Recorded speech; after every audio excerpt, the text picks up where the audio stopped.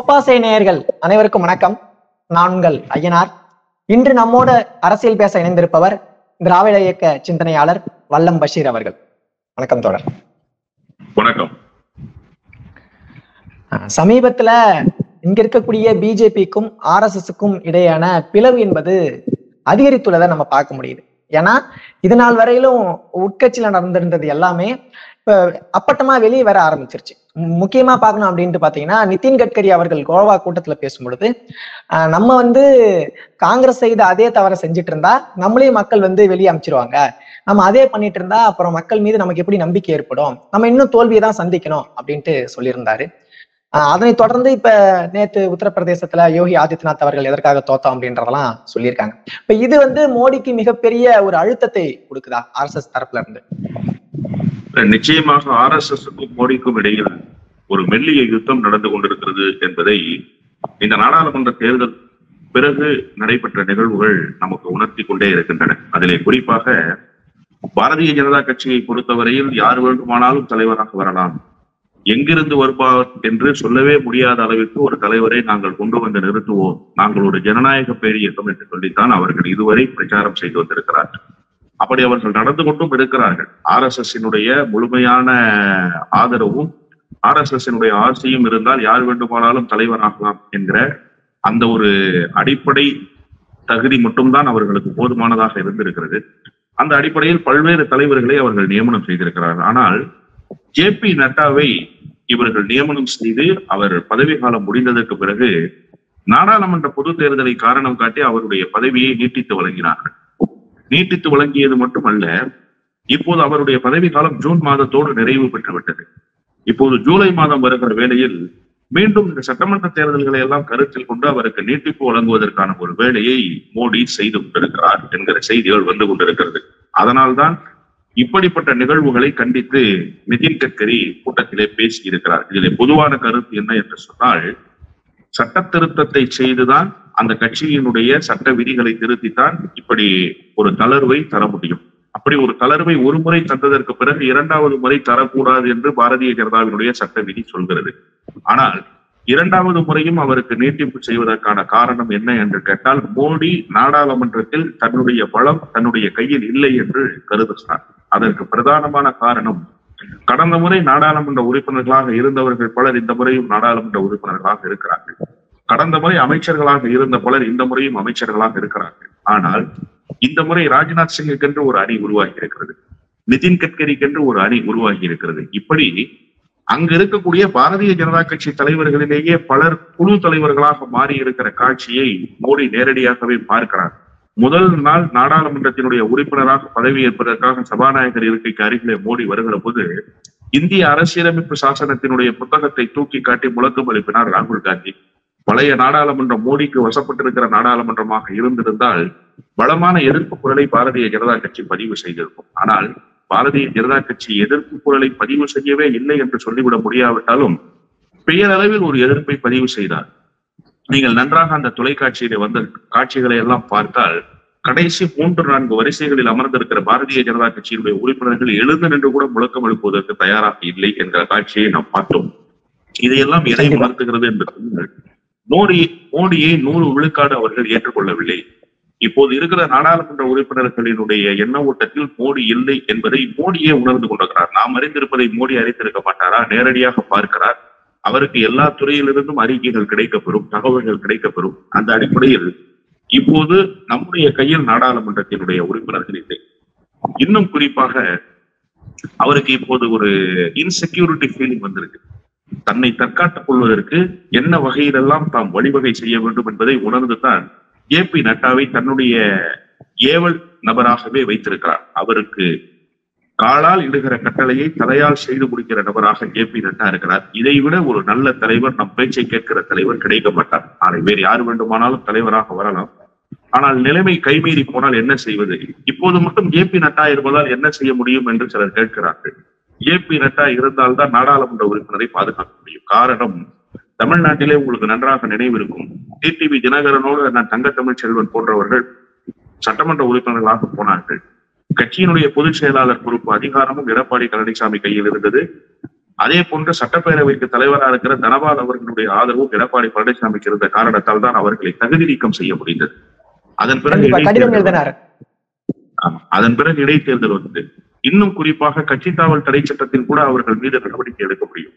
பாரதிய ஜனதா கட்சியினுடைய தலைவர் பொறுப்பில் ஜே.பி. நட்டா இருந்தால் நாடாளுமன்ற உறுப்பினர்கள் தடம் மாறுகிற போது அவர்கள் மீது நடவடிக்கை எடுப்பதற்கான பரிந்துரையை கட்சியினுடைய தலைவராக ஜே.பி. நட்டா செய்வார்.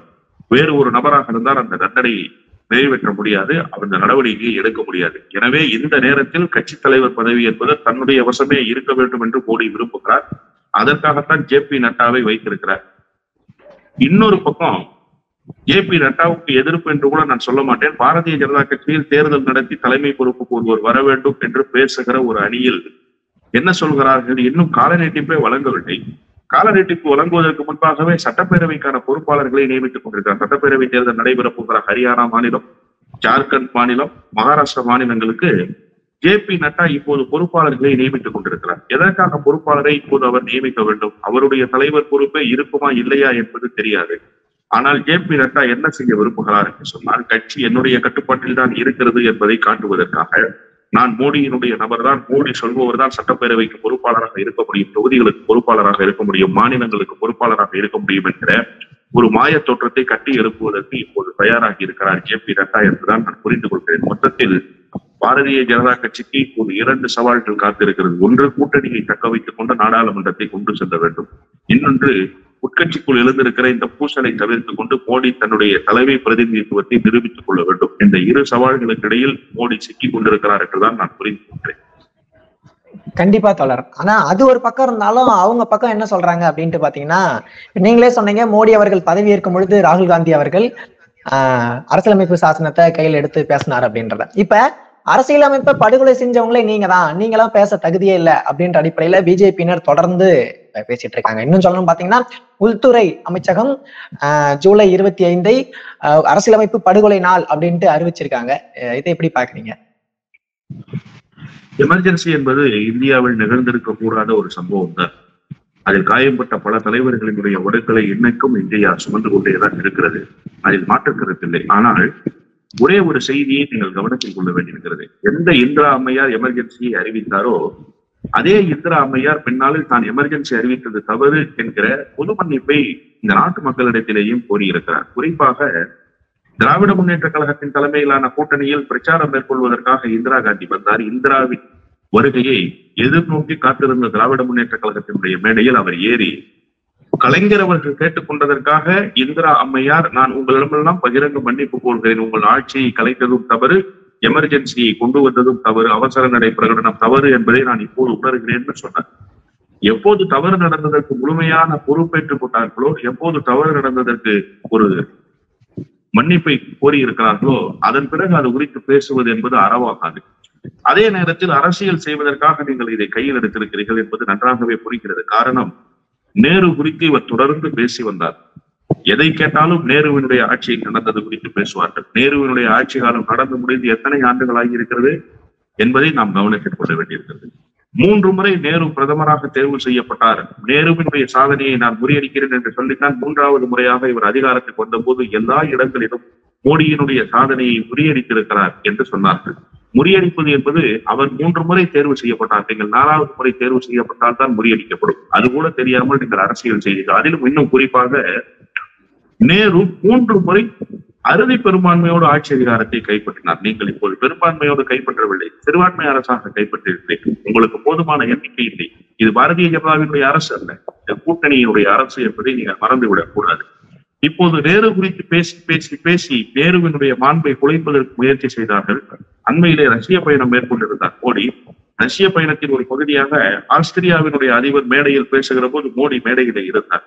ஆஸ்திரியா என்கிற ஒரு நாடு உருவாவதற்கு பிரதானமான காரணகர்த்தாவாக இருந்தவர் நேருதான். நேருவுக்கு நாங்கள் என்றைக்கும் நன்றி கடன்பட்டிருக்கிறோம் என்று ஆஸ்திரியாவினுடைய அதிபர் மோடியை வைத்துக் கொண்டு சொன்னார். மோடி இதை எதிர்பார்க்கவே இல்லை. எந்த பிரதமரினுடைய புகழை குறைக்க வேண்டும் என்று அவர் விரும்புகிறாரோ, எந்த பிரதமரினுடைய ஆளுமை இந்தியாவுக்குள் இருக்கக்கூடாது என்று அவர் நினைக்கிறாரோ, அந்த பிரதமருடைய புகழை இந்தியாவுக்கு அப்பால் ஏதோ ஒரு நாட்டை மலரச் செய்த பெருமைக்குரிய பிரதமர் என்று உலக நாடுகளுக்கு மத்தியில் ஆஸ்திரியாவினுடைய பிரதமர் பேசினார் என்பதை மோடியால் ஜீரணிக்கவே முடியவில்லை. இப்படி நேரு குறித்து அவர்கள் கட்டமைத்த மாய தோற்றங்கள் எல்லாம் உடைந்து சுக்குநூறாக போனதற்கு பிறகு வேறு என்ன செய்து காங்கிரஸை கலங்கப்படுத்திட முடியும்? மன்மோகன் சிங் ஆட்சி குறித்து இப்போது குறை சொல்ல முடியாது. ஏனென்று சொன்னால் அண்மையிலே நடந்த அரசு எல்லோருக்கும் ஒரு விழிப்பு இருக்கும். அது தவறாக இருந்திருந்தால் இப்போதும் நினைவில இருக்கும் அல்லவா, அந்த ஆட்சி காலத்தில் என்ன தவறு நடந்தது என்று சொல்லி. 2G குறித்து இவர்கள் பேசி பெரிய அரசியல் லாபத்தை கையில் எடுத்தார்கள். ஆனால் 2G இப்போது உடைத்து சுக்குநூறாக்கப்பட்டு விட்டது. எனவே இவர்களுக்கு பேசுவதற்கு எதுவும் இல்லை என்ற உடனடியாக இந்திரா காந்தி அம்மையாருடைய ஆட்சிக்கு போய்விட்டார்கள். அதற்காகத்தான் இவர்கள் எமர்ஜென்சி எடுத்தார்கள். நான் நியாயமான ஒரு கேள்வியை பாரதிய ஜனதாவுக்கு முன்வைக்க வேண்டும் என்று விரும்புகிறேன். நீங்கள் எமர்ஜென்சியை கருப்பு நாளாக நீங்கள் அறிவித்திருக்கிறீர்கள், மகிழ்ச்சி. இந்த நாட்டினுடைய ஜனநாயகத்தின் மீது உங்களுக்கு அவ்வளவு அக்கறை இருக்கிறது. அதை விட ஒரு மிகப்பெரிய கொடுமை இந்த நாட்டில் நிகழ்கிறது. இந்த நாட்டினுடைய பன்முகத்தன்மைக்கு, இந்த நாட்டினுடைய மதச்சார்பின்மைக்கு பேராபத்தை ஏற்படுத்துகிற ஒரு வேலையை சமீபத்தில் செய்து முடித்தார்கள். பாபர் மசூதியை இடித்து தரைமட்டமாக்கினார்கள். இந்தியா என்கிற நாடு மதச்சார்பின்மைக்கு பெயர் போன நாடு. வேற்றுமையில் ஒற்றுமை, யூனிட்டி அண்ட் டைவர்சிட்டி என்பதுதான் இந்த நாட்டினுடைய அடிப்படை தாரக மந்திரம். அப்படிப்பட்ட நாட்டில் மதச்சிறுபான்மையினரை அச்சுறுத்துகிற வகையில் இஸ்லாமியர்களுடைய வழிபாட்டு தளத்தை அடித்து நொறுக்கியது என்பது எவ்வளவு பெரிய கேவலமான எழுச்சிகள். உலக நாடுகள் எல்லாம் காரி உமிழ்ந்தனவே இந்தியாவை பார்த்து. வலதுசாரி சிந்தனைக்கு வலு சேர்க்கிற வகையில் இருக்கக்கூடிய பத்திரிகையாளர் ஷோ கூட தன்னுடைய துக்ளக் பக்கத்தை, முதல் பக்கத்தை கருப்பு அட்டைப்படமாகவே வெளியிட்டார் என்பது எனக்கு இன்றைக்கும் நினைவிலே இருக்கிறது. அப்படி வலதுசாரி சிந்தனைகள் கொண்டிருப்பவர்கள் கூட இந்த நாட்டில் இப்படி ஒரு சம்பவம் நடந்திருக்க கூடாது என்று பேசுகிற அளவுக்கு ஒரு சம்பவத்தை நிகழ்த்தினீர்கள். அந்த டிசம்பர் 6, அதிலும் குறிப்பாக இந்திய அரசியலமைப்பு சட்டத்தை யாத்து தந்த அண்ணல் பாபா சாஹிப் அம்பேத்கர். இன்றைக்கு நாமெல்லாம் இந்த சுதந்திரத்தை பெற்றிருக்கிறோம் என்று சொன்னால், நமக்கெல்லாம் ஒரு சட்டத்தில் வழிமுறை இருக்கிறது என்று சொன்னால், பாதுகாப்பு இருக்கிறது என்று சொன்னால், அதற்கு அடிநாதமாக இருந்து மூளை வலிக்க சிந்தித்து அதை யாத்து தந்த பெருமைக்குரிய பெருமகனார் யார் என்று கேட்டால் அந்த பாபா சாஹிப் அம்பேத்கர் தான். அந்த பாபா சாஹிப் அம்பேத்கரினுடைய புகழுக்கு இழுக்கு ஏற்படுத்த வேண்டும் என்பதற்காகத்தான் டிசம்பர் 6 நீங்கள் தேர்வு செய்தீர்கள். டிசம்பர் 6 என்பது முஸ்லிம்களினுடைய வாழ்வில் ஒரு கரைபிடிந்த நாளாக இருக்க வேண்டும், ஒரு அச்ச உணர்வை ஊட்டுகிற நாளாக இருக்க வேண்டும். அது அம்பேத்கரினுடைய பிறந்த நாள் என்று நாளைக்கு வரலாற்றில் வரவு வைக்கப்படக்கூடாது என்பதற்காக நீங்கள் தேர்ந்தெடுத்தீர்களே. அப்படிப்பட்ட ஒரு அசம்பாவிதத்தை நிகழ்த்தி காட்டி இந்தியாவினுடைய பெருமையை கீழே போட்டு மிதிக்கிற வகையில் ஒரு வேலையை செய்தீர்கள். அந்த நாளை நீங்கள் ஏன் இதுவரை ஒரு பிரகடனப்படுத்தப்படுகிற நாளாக அறிவிக்கவில்லை? நியாயம் என்று ஒன்று இருந்தால் அறம் என்று அரசியலில் உங்களுக்கு ஒன்று இருக்கும் என்று சொன்னால், எமர்ஜென்சியை விட கொடியதாக பார்க்கப்பட்ட பாபர் மசூதி இடிப்பை நீங்கள் ஒரு பிரகடனப்படுத்தப்பட்ட நாளாக அறிவிப்பதற்கு தயாராக இருக்கிறீர்களா? நீங்கள் செய்ய மாட்டீர்கள். காரணம், உங்களுக்கு அரசியல் செய்வது ஒன்றுதான் பிரதான நோக்கமே தவிர இந்தியாவினுடைய ஜனநாயகம் குறித்தோ, இந்தியாவினுடைய ஜனநாயகத்தை பாதுகாக்க வேண்டும் என்பது குறித்தோ உங்களுக்கு கிஞ்சித்தும் அக்கறை இல்லை என்பதைத்தான் இந்த எதிர்நிலை அரசியலில் இருந்து நீங்கள் இந்திய மக்களுக்கு சொல்லிக் கொண்டிருக்கிற செய்தி. அப்படி அவங்க முன்னெடுத்த அரசியல் மிக முக்கியமா அது ஜனதாதள்ல இருந்து, பாரதிய ஜனதாவில இருந்து அவங்க இந்துத்துவாவை தான் முன்னெடுத்தாங்க. ஆனா இன்னைக்கு சங்கராச்சாரியார்களே பிஜேபிக்கு எதிராக இருந்து கொண்டிருக்கக்கூடிய மனநிலை என்பதை நம்ம பாக்குறோம். முக்கியமா உத்தரகாண்ட்ல சமீபத்துல சங்கராச்சாரியார் ஒருத்தர் பேசும் பொழுது கேதார்நாத்ல இருக்கக்கூடிய 228 கிலோ தங்கத்தக்கான அப்படின்ட்டு சொல்லியிருக்காரு. அது மட்டும் இல்லாது அவர் ராகுல் காந்திக்கு ஆதரவாக பேசியுள்ளார். ராகுல் காந்தி நாடாளுமன்றத்துல பேசினதை இங்க இருக்கக்கூடிய பிஜேபியும் RSSம் தவறாக சொன்னாங்க. அதாவது இந்துக்கள் தான் வன்முறையை தூண்டி வர்றாங்க அப்படின்ற அடிப்படையிலையும் குஜராத்ல காங்கிரஸ் கட்சியினுடைய அலுவலகம் மீது தாக்குதல்களா நடத்தப்பட்டது. ஆனா இந்துத்துவாவை சேர்ந்த இந்து மதத்தை பின்பற்றக்கூடிய சங்கராச்சாரியார்களே இல்ல அவர் தப்பு பண்ணல அப்படின்ட்டு சொல்லியிருக்காங்க. அப்ப இது பிஜேபிக்கு ஒரு எதிரான ஒரு ஸ்டாண்ட இங்க இருக்கக்கூடிய இந்து மதம் முன்வைக்குது அப்படின்ட்டு பார்க்க முடியுமா வட மாநிலங்கள்ல? இது பாரதிய ஜனதா கட்சிக்கு எதிரான நிலைப்பாடு என்று நான் புரிந்து கொள்ளவில்லை. சங்கராச்சாரியார்களினுடைய கருத்து கூட மோடிக்கு எதிரான கருத்து தான். மோடி தான் ஒரு திரிப்புவாத நடவடிக்கையிலே ஈடுபட்டார். மோடி திரிப்புவாத நடவடிக்கையில் ஈடுபடுகிறார் என்று சொல்லி மோடியினுடைய அந்த யுக்தியை முறியடிப்பதற்கு ராகுல் காந்தியினுடைய வாதம் ஒரு பெருசுபொருளாக இருந்தது. ராகுல் காந்தி சமயோஜிதமாக நாடாளுமன்றத்தில் அதை கையாண்டார்.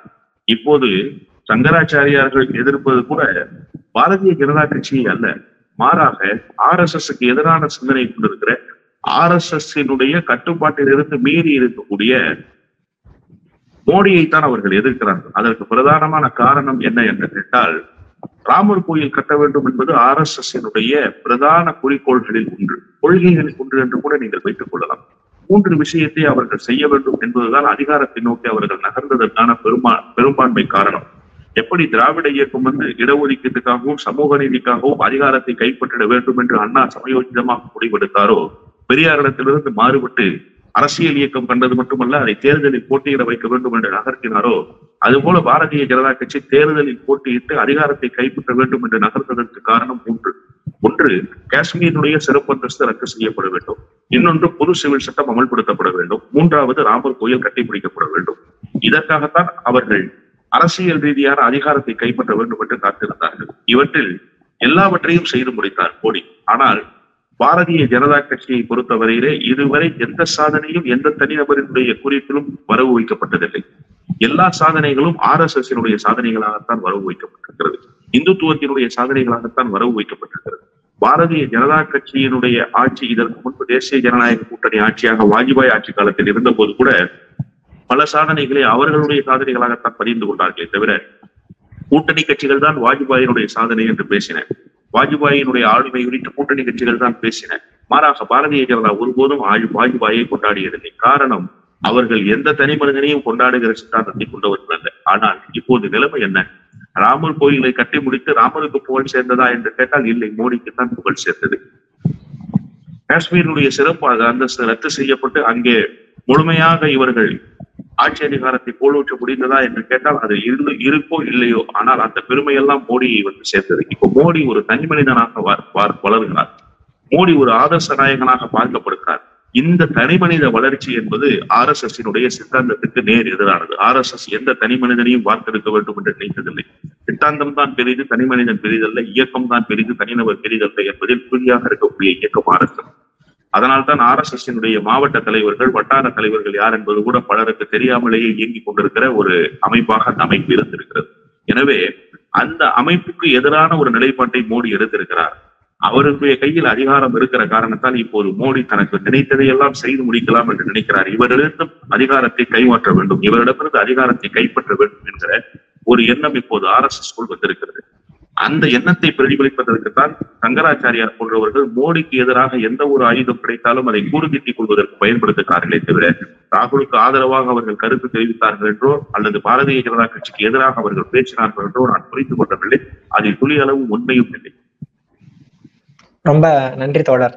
அரசியல் கருத்துக்களை ரொம்ப ஆழமாவும் ரொம்ப விரிவாகவும் பேசியிருக்கீங்க. பங்கு கொண்டதற்கு மிக்க நன்றி. நன்றி.